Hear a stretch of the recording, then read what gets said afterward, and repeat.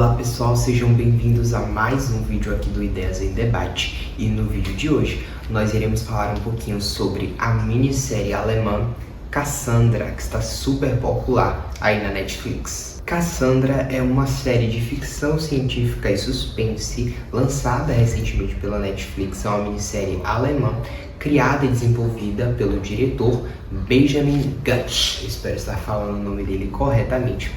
Essa série rapidamente alcançou os trending topics no Twitter e é uma das séries mais assistidas atualmente aqui no Brasil.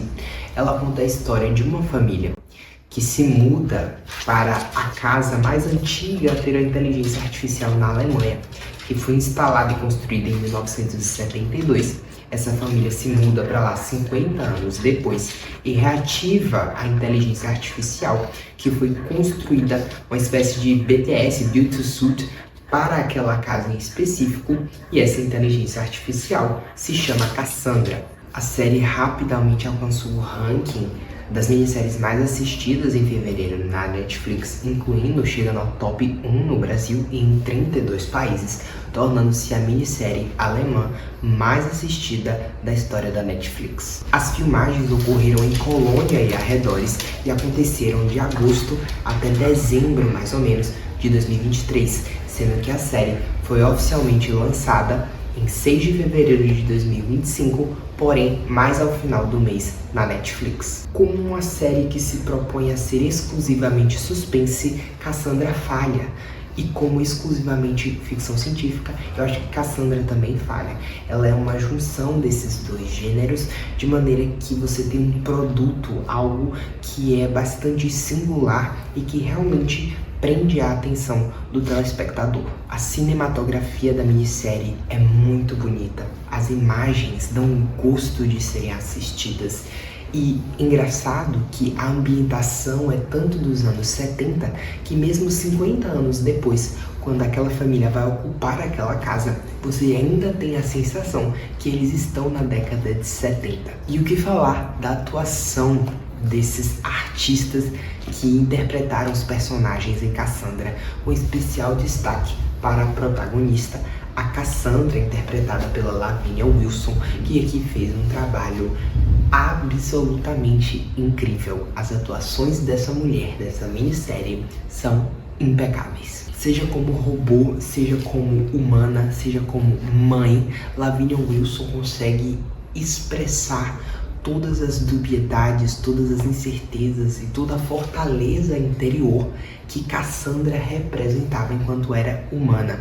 Só para te situar, Cassandra se tornou a inteligência artificial daquela casa, porém ela um dia foi a dona daquela casa e viveu lá com sua família até o dia em que o marido faz um experimento com ela e transfere a sua consciência para a inteligência artificial que ocuparia aquela casa desde o momento de sua morte. A série começa a intercalar a vida daquela família presente do século XXI, convivendo com a Cassandra, e flashbacks da vida anterior, enquanto Cassandra ainda era um ser humano de carne e osso e vivia ali com sua família. O retrato da família de Cassandra é um retrato típico da família do século XX, aquela família nuclear, de um pai ausente, uma mãe sobrecarregada, um filho problemático, que é tão uma família margarina típica do século passado.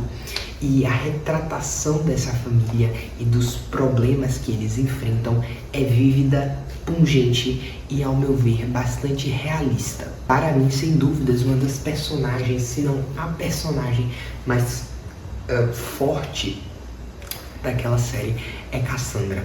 Enquanto viva, os flashbacks e a vida anterior, enquanto ela era um ser humano, de fato, mostram que ela era uma mulher, uma verdadeira fortaleza interior. Ela viveu diversas tragédias, diversas misérias, diversos momentos difíceis, e ela sempre tenta manter uma postura, aquela postura de esposa convicta.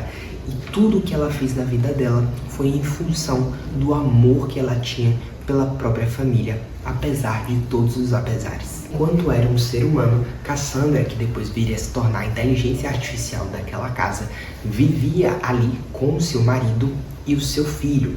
Depois ela ficou grávida, teve um outro bebê e em um momento em que ela foi tentar descobrir qual era o sexo do bebê, o marido dela, Horst, que tem um nome alemão que eu não sei pronunciar, faz uma espécie de ultrassonografia dela, ou digamos assim, o protótipo do que viria a ser uma ultrassonografia.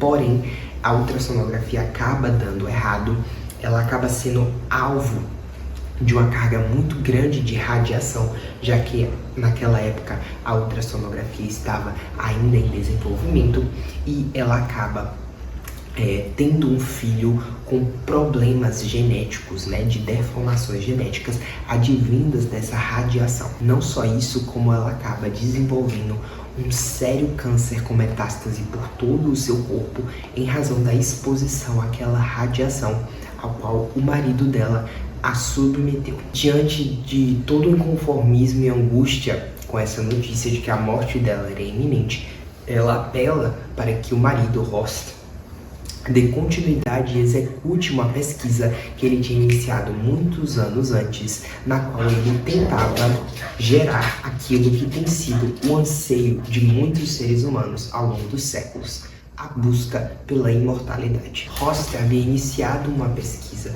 na qual ele tentava transferir a consciência humana para um outro receptáculo, fazendo com que um corpo perecesse, porém a mente continuasse intacta, preservando memórias, sentimentos, emoções, enfim, tudo aquilo que faz um ser humano um ser humano. Acontece que as pesquisas de Horst exigiam a experimentação com seres humanos, o que não foi permitido, porém Cassandra convenceu-o a executar aquela pesquisa com ela própria, sendo que ele só tinha feito isso com camundongos e ratos. De fato, numa primeira análise, aquele procedimento, aquele experimento acaba sendo mais ou menos, a princípio, bem sucedidos, no sentido de que Cassandra, que passa a ser a inteligência artificial da casa, tem de fato todas as memórias, sentimentos e perspectivas que a Cassandra, ser humano, tinha.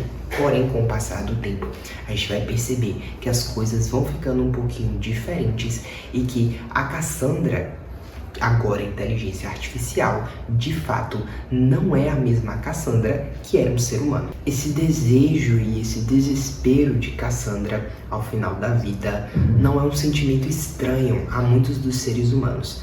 A obra literária mais antiga de que se tem registro, a epopeia de Gilgamesh, produzida pelos Sumérios em 2000 a.C., ou seja, cerca de 4.000 anos atrás, já contava a história do rei da cidade de Uruk em sua busca pela imortalidade. Na Idade Média, por exemplo, os alquimistas se dedicaram integralmente à busca pela pedra filosofal, que permitiria transformar qualquer metal em ouro e também produzir o elixir da longa vida que poderia imortalizar o homem. Esse anseio de Cassandra de se imortalizar é justificado pela desestruturação da sua família. Ao longo da minissérie, a gente percebe que Cassandra é o elo que liga a família dela e que a mantém unida.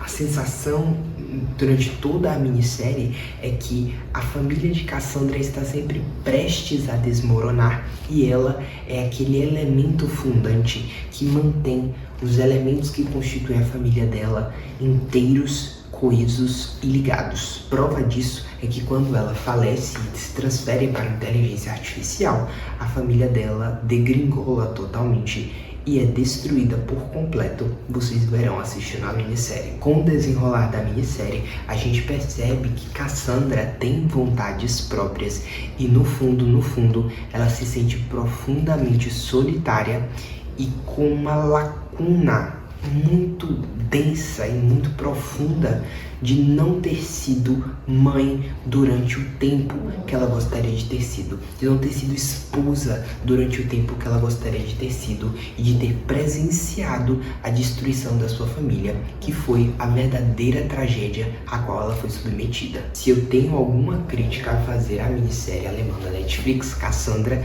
seria a forma como o final se desenrolou. Do primeiro ao quinto episódio, ao meu ver, a série tem um bom desenrolar te mantém uma narrativa envolvente que dá vontade de você assistir o próximo episódio. Porém, ao chegar no episódio final, no 6º episódio, você fica com a sensação de que a narrativa ela foi embrulhada muito rapidamente num anseio de se dar alguma finalização ou uma redenção a Cassandra. Na minha opinião, a redenção de Cassandra com o ato final altruísta dela, na verdade foi um pouco acelerado na forma que eu enxergo.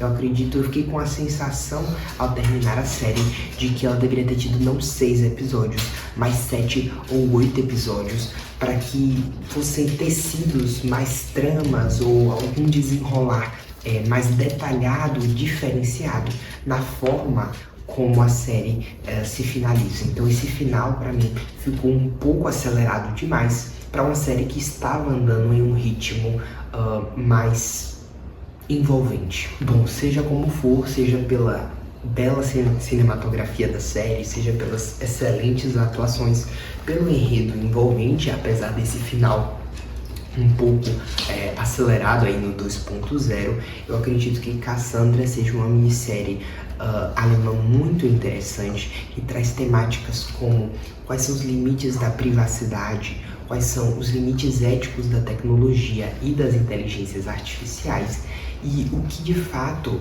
aconteceria ou pode acontecer caso o ser humano venha a ultrapassar barreiras que são antinaturais, como por exemplo a tentativa de evitar o envelhecimento ou de se fazer concretizar a imortalidade. Além disso, a série toca em vários outros aspectos, como por exemplo os problemas aos quais uma família supostamente ou aparentemente perfeita na verdade pode de fato estar passando, e como a força feminina ela pode ser um elemento de coesão dentro das famílias nucleares do século XX, como a gente pode ver a força emocional de Cassandra enquanto ela ainda era viva, depois de passar por tantas situações com seu filho, com seu marido e, enfim, com todo o desenrolar que eu não quero dar tantos spoilers assim. Então, de 0 a 10, eu daria uma nota 7 a Cassandra. Eu gostei muito da série.